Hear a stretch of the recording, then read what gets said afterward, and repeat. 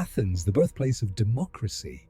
Marble columns gleamed beneath the Mediterranean sun. Philosophers debated freedom, and poets celebrated the human spirit. To the outside world, it seemed like civilization had reached its peak. But hidden behind those ideals was a darker truth. Half the population lived under laws that stripped them of voice, autonomy, and dignity. Women in ancient Greece were not citizens. They were property, shadows moving under the control of fathers, husbands, or guardians. Picture a courtroom in Athens. A woman stands accused of adultery. She cannot speak in her defense. She cannot even look at the jury. Instead, her fate rests in the hands of her husband, who argues before a room of men whether she deserves death, exile, or humiliation. This was not justice. It was control disguised as law. The cruelest laws against women were not random punishments. They were carefully crafted rules meant to silence desire, enforce obedience, and protect male power. From virginity tests to execution by stoning, these laws reveal a world where women's lives were defined not by their choices, but by their submission. So how could a society that celebrated freedom impose such chains? Let's uncover the truth. When modern minds think of Greece, the image is often lofty: white marble temples, soaring rhetoric, and the promise of democracy. But beneath the polished surface lay a foundation built on exclusion. Women were not free. They were not citizens. They were not even legal individuals in the eyes of the law. They were property managed, exchanged, and controlled by men through a rigid system called the kyrios, or male guardian. Every woman in ancient Greece, whether young or old, wealthy or poor, lived under the authority of a male guardian. This guardian was usually her father, but upon marriage, authority transferred to her husband. If widowed, a son, brother, or even another male relative took over the role. The law was clear: a woman could not exist legally without a man to speak for her. The kyrios had sweeping powers. He arranged marriages, negotiated dowries, and could even annul agreements without her consent. Property passed through him, not her. A woman might inherit wealth, but she could never control it. She was the vessel. The man was the manager. Marriage was not a union of love, but an exchange of ownership. A girl could be married off as young as 12, her virginity a prized commodity. The dowry she brought was less a gift than collateral, a financial guarantee that tied her fate to her husband as household. If the marriage ended, the dowry could be returned, but the woman's reputation rarely recovered. The law treated wives as extensions of the household economy. Their purpose was to produce legitimate heirs and manage domestic life. Any hint of independence, speaking too boldly, spending without permission, or refusing a husband's will risked humiliation or punishment. Greek women could technically own land or wealth, but only on paper.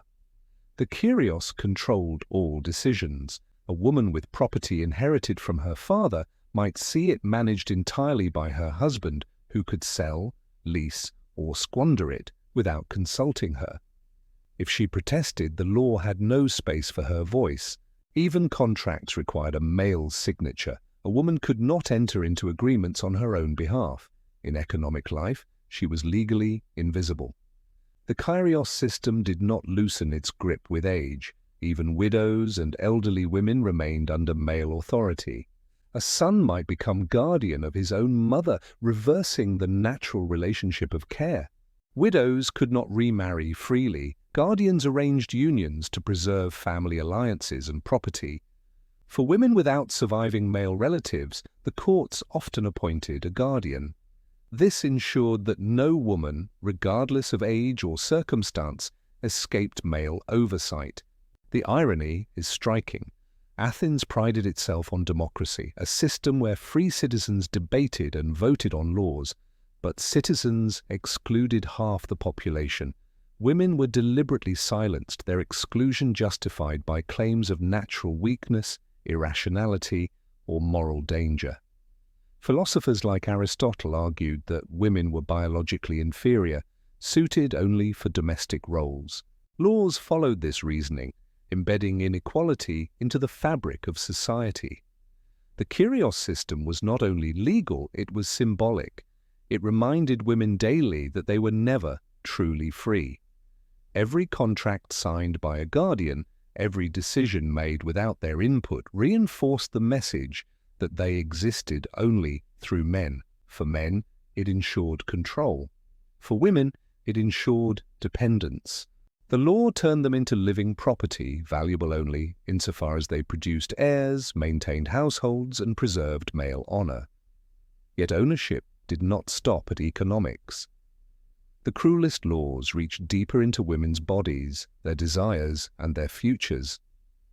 If guardianship made women property, then marriage and sexual laws made them commodities of purity. To understand the full scope of cruelty, we must look at how Greek law governed virginity, marriage, and the control of women's sexuality. In ancient Greece, the law did not treat marriage as a bond of companionship or affection. It was a transaction and exchange of property, alliances, and social reputation. At the center of this system was the woman, not as a partner, but as the subject of control. Her virginity was currency, her marriage a contract, and her body a battleground where society enforced order. Virginity was one of the most prized commodities in Greek society. A girl's worth was measured not in her intelligence or abilities, but in her perceived purity. Laws reinforced this obsession by granting fathers the right to arrange marriages for their daughters at extremely young ages, sometimes as early as 12. By marrying girls young, families ensured that their value remained intact. Accusations of lost virginity, whether true or not, carried devastating consequences. A girl accused of premarital sex could be disowned, sold, or forced into disgraceful marriages. Even without proof, suspicion alone was enough to taint her reputation forever. The dowry system tied women to their marriages with financial chains. A woman's family provided money, land, or goods to her husband's household, theoretically to support her well-being. In practice, dowries became leverage. If a woman sought divorce, her husband could delay or withhold the dowry's return, leaving her destitute. Husbands used this legal power to keep wives in line. The threat of losing financial security silenced complaints, even in cases of abuse or neglect. Marriage in Greece was rarely about choice. Fathers arranged unions based on political or economic advantage. Daughters had no legal right to refuse. Their bodies and futures were bargaining chips in alliances between men. Even the ceremonies reflected this lack of agency. Brides were often veiled and silent, passed from father to husband in rituals that mimicked the transfer of property. Symbolically and legally, the woman ceased to belong to her family and became part of her husband's household. Perhaps the clearest example of cruelty was the double standard in adultery laws. If a wife was caught in an affair, her husband could legally kill her lover on the spot. The wife herself faced humiliation, divorce, and sometimes execution. Her reputation was ruined permanently regardless of circumstances. For men, the law was different. Husbands could sleep with prostitutes, concubines, and slaves without punishment. Adultery was defined not by the act of betrayal, but by property violation. Another man's wife was off limits, not because of her autonomy, but because she belonged to someone else. Punishments for female infidelity were designed for humiliation as much as for pain. In some cases, adulteresses were forced to parade publicly, stripped of jewelry and clothing, a spectacle of shame. Others were barred from participating in religious rituals, cutting them off from community and identity. The law turned their private lives into public theatre, using humiliation as a tool of deterrence. Greek laws also revealed cruelty in how they defined rape. A woman's consent was irrelevant. Rape was seen as a crime against her guardian or husband, a violation of property rights. Victims themselves had no legal standing in court. Men spoke on their behalf. The result was devastating. Survivors carried the stigma of dishonor, often forced into marriages with their attackers to restore their value. Silence became survival, as speaking out only deepened humiliation. Greek religion was often invoked to legitimize control. Myths glorified gods abducting or assaulting women. Zeus, Poseidon, and Apollo were notorious for their predations. These myths were not just stories. They normalized violence against women, embedding it into cultural and legal traditions. Virginity was tied to ideals of purity and divine favor. Priestesses were required to remain celibate, with harsh punishments for transgressions. Meanwhile, cult practices sometimes exploited women in ritualized sexual performances. Religion both sanctified chastity and institutionalized exploitation. Control of women extended beyond laws into daily life. Women were rarely allowed outside without male escorts. Their movements were monitored, their clothing regulated, their voices silenced in public gatherings.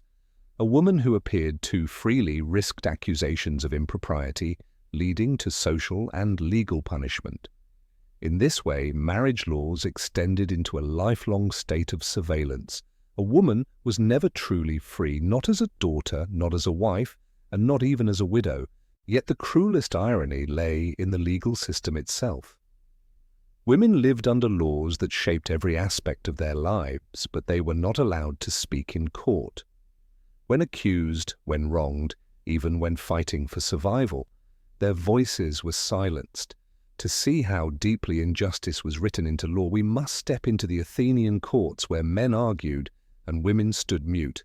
Athens prided itself on being the birthplace of democracy, a society where citizens gathered in the assembly to debate laws and decide justice. But beneath this ideal of equality lay a cruel contradiction. Women had no place in the democratic stage. In the courts, where reputations were destroyed and lives decided, women were forbidden to speak for themselves. Their words carried no legal weight. Their silence was enforced by law, custom, and culture. Every woman lived under the authority of a kyrios, a male guardian, and this authority extended into the courtroom. If a woman was wronged, cheated in property, raped, or slandered, she could not bring a case herself. Her guardian argued in her place. This meant her story was always filtered through the interests of men. A father might downplay an assault to preserve family honor. A husband might prioritize financial loss over his wife's dignity. A brother might dismiss her humiliation as trivial. The woman herself stood voiceless, watching as others debated the truth of her body, her honor, and her fate. Greek trials were public spectacles, often attended by large crowds. Lawyers used rhetorical flourish and emotional appeals to sway juries of hundreds. For women, this meant their most intimate experiences, assaults, affairs, or accusations of impropriety, were paraded before audiences without their input. The law turned their silence into theater, stripping them of control over their own narratives. Even in cases of adultery, the woman at the center of the scandal could not defend herself. Instead, her husband spoke of dishonor, her lover argued for mercy, and the jury decided her punishment, all while she remained an object of debate rather than a participant in justice. Perhaps the clearest cruelty was seen in how rape was treated. A rape victim could not testify on her own behalf. Her guardian brought charges, but the crime was framed as damage to his property, not violence against her autonomy.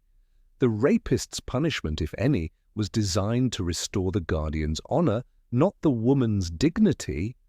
In some cases, the rapist could even marry his victim to repair her value. The law erased the trauma of the woman, replacing it with a transaction that preserved male pride.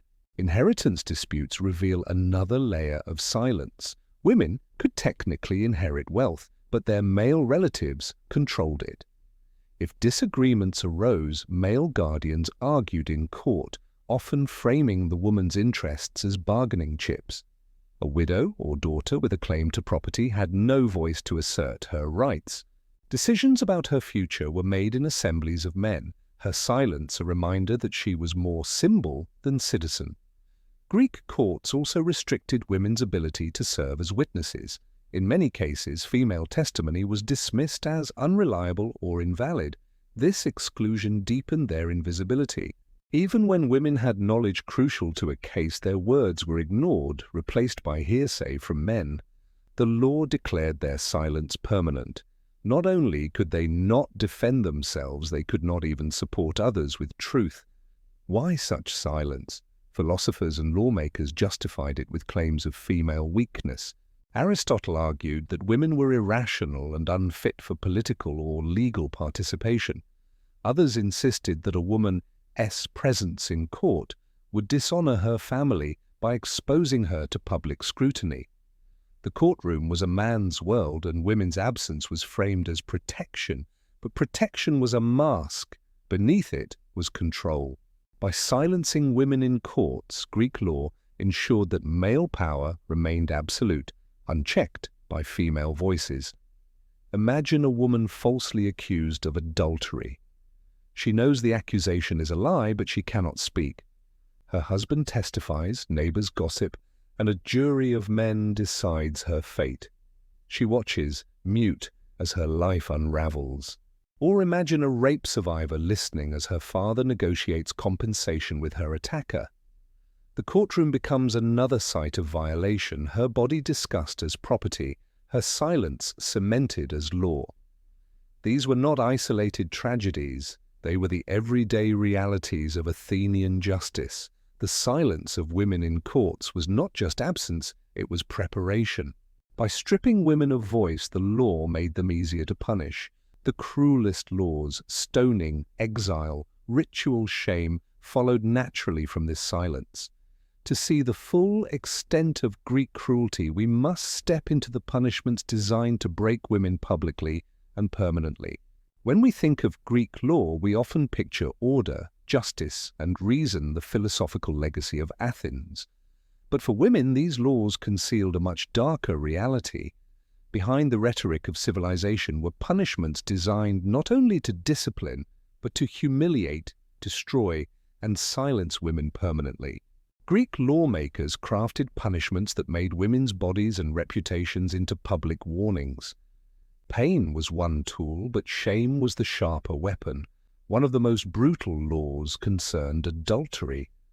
A married woman accused of infidelity faced a punishment that exposed the deep cruelty of Greek society. While men could sleep with slaves or prostitutes without consequence, women risked their lives if caught in similar acts.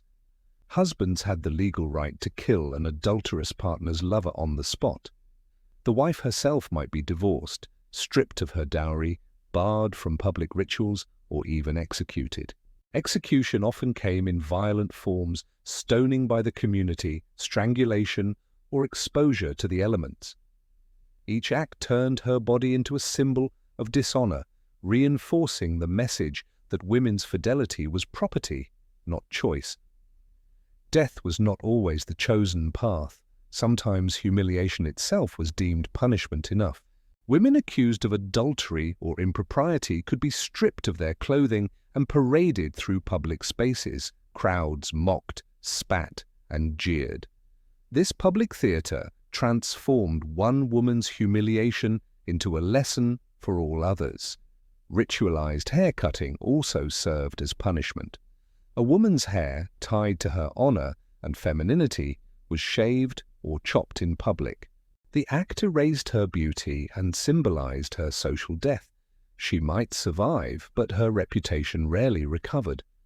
Greek laws treated prostitutes harshly, even when prostitution was legal. Registered prostitutes were excluded from religious ceremonies and forbidden from marrying citizens. They were marked as infames, dishonorable women whose voices were disregarded in court. For many, this status was imposed, not chosen. Women accused of promiscuity could be forced into prostitution by their guardians, effectively condemned to lifelong stigma. The cruelty was not just in their exclusion, but in the hypocrisy. Men who visited brothels faced no punishment. Women alone bore the weight of legal and moral condemnation. Another cruel punishment was exposure, the abandonment of women or children in isolated places to die. Female infants were particularly vulnerable, often left to perish because families saw daughters as financial burdens. The practice was not hidden but openly tolerated, a chilling reminder that even life itself was conditional for women. In cases of adultery or sexual misconduct, women too could be exposed, cast out from households or cities to die alone. The law did not always swing the sword. Sometimes it simply withdrew protection, allowing shame and wilderness to finish the work. Religion often sanctioned these cruelties. Women accused of impiety, neglecting rituals, entering forbidden temples, or violating purity laws faced exile or death. The gods' honor was tied to women's obedience. In some cults, women accused of breaking vows of chastity were subjected to ritual humiliation or execution, presented as sacrifices to divine order. These punishments blurred the line between law and superstition. They gave divine legitimacy to cruelty, making resistance seem like rebellion against the gods themselves. Not all crimes were sexual. Women who resisted marriage, challenged authority, or disrupted social norms risked punishments meant to enforce obedience. They might be confined, beaten, or exiled from their homes. The message was clear: women's role was silence and submission. Any deviation invited shame.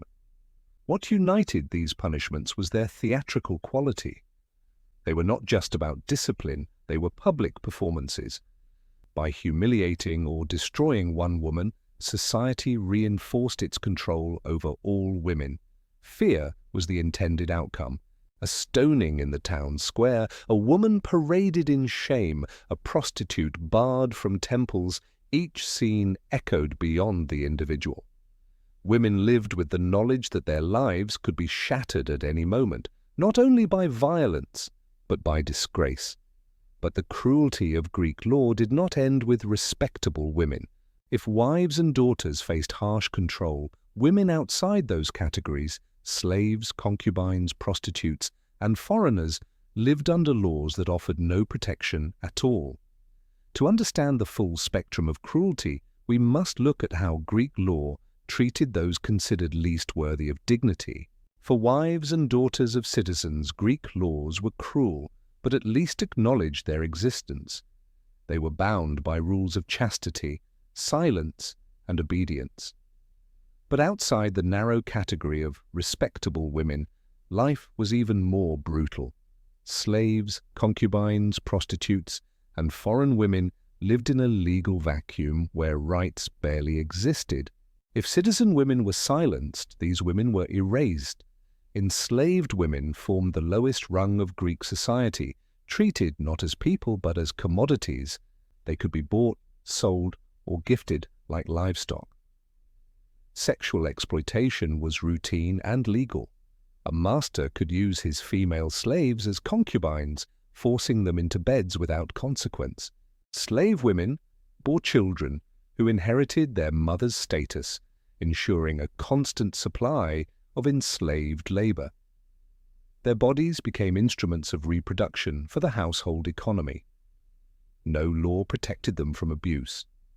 Violence, rape, and degradation were daily realities institutionalized by silence. Greek society also recognized concubines, women kept for sexual or domestic purposes outside marriage. Unlike wives, concubines had no formal status. They could be dismissed at will, sold into slavery, or abandoned without protection. Their children rarely had legitimate rights, often barred from inheritance or citizenship. For many men, concubines were convenient outlets that reinforced the double standard: wives for heirs, concubines for pleasure. Women in these roles existed entirely for male gratification, their lives vulnerable to sudden rejection. Prostitution, paradoxically both tolerated and stigmatized, revealed the hypocrisy of Greek law. Men freely visited brothels, yet prostitutes were legally branded as dishonorable, atimia. They were excluded from temples, denied marriage to citizens, and stripped of civic respectability. What made this cruelty worse was its coercion. Not all prostitutes entered the trade willingly.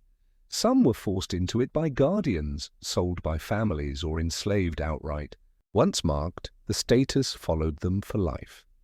No amount of wealth or success erased the stigma. Famous courtesans like Aspasia of Miletus might gain influence in elite circles, but even they lived with precarious legal status. The law recognized their utility to powerful men while denying them dignity.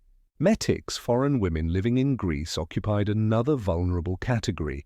They were excluded from citizenship and heavily taxed. Unlike citizen women, they had no family networks to protect them, making them easy targets for exploitation. Laws restricted their movements and opportunities. They could be accused of prostitution more easily, their outsider status fueling suspicion. In courts, their testimony carried little weight, leaving them defenseless against slander or abuse. Ironically, some of the harshest exploitation occurred under the guise of religion. Sacred prostitution existed in certain Greek cults, where women, often slaves or foreigners, were used in ritualized sexual practices. These acts were presented as offerings to gods like Aphrodite, blending exploitation with spiritual justification. For the women involved, the rituals blurred consent and coercion. Participation might bring survival, but it also locked them into stigma. Society consumed their bodies for religious spectacle while condemning them socially. Female performers, dancers, singers, and actors were also branded dishonorable. Laws equated public performance with immodesty, stripping entertainers of legal protections. Many were forced into prostitution alongside their artistic roles. Even gladiatorial combat occasionally drew women into the arena where they fought for spectacle. Though rare in Greece compared to Rome, the presence of female fighters reinforced the message. Women outside respectability could be reduced to entertainment, their suffering consumed by crowds. The cruelty of Greek law lay not just in its punishments, but in its divisions. Respectable women lived under suffocating control. Dishonorable women lived with none at all. Both groups were trapped, one by chains of law, the other by absence of protection. This division preserved the patriarchal order. Citizen men enjoyed freedom to exploit, while women, regardless of class, carried the burden of silence. The story does not end in antiquity. The cruelty embedded in these laws shaped not only Greek society but those that followed. Rome inherited many of these ideas, and echoes persist in later Western legal traditions. To grasp the true weight of these laws, we must examine their legacy, how ideals of democracy and philosophy carried within them the seeds of oppression that still haunt us today. Ancient Greece is celebrated as the cradle of Western civilization, but hidden beneath its marble legacy lies a shadow that has never fully lifted. The laws that silenced, controlled, and humiliated women did not vanish with the fall of Athens or the decline of Sparta. They left behind a blueprint of inequality echoes that reverberated across centuries, shaping how societies judged and punished women long after the polis faded. Rome admired and absorbed much of Greek culture, from philosophy to theatre. Unfortunately, it also inherited Greece's treatment of women. Roman guardianship laws, tutela mulierum, mirrored the Greek kyrios, keeping women under male control throughout their lives. Marriage contracts, dowry systems, and double standards of adultery remained central. Even public shaming rituals parading women for dishonor continued under Roman law. The cruelty spread outward, legitimized by Greece's prestige. When Christianity rose within the Roman Empire, it fused Greek ideas of female weakness with religious doctrine. Early church fathers echoed Aristotle's claims of female inferiority, embedding them into theology. Virginity became sacred. Female desire became sin. The humiliation of women shifted from civic law to spiritual law, but the logic remained the same: control, silence, obedience. By the Middle Ages, Europe carried forward Greek frameworks in new forms. Witch trials, chastity belts, and torture devices reflected the same obsession with female sexuality, purity, and subjugation. Courts again silenced women, often dismissing their words as unreliable. Marriage continued to be a contract of property, with dowries and guardianship central. The theatre of shame, public punishments designed to terrify, remained alive. Even in modern times, remnants of Greek cruelty persist. Laws restricting women's rights to property, inheritance, and bodily autonomy survived well into the 19th and 20th centuries.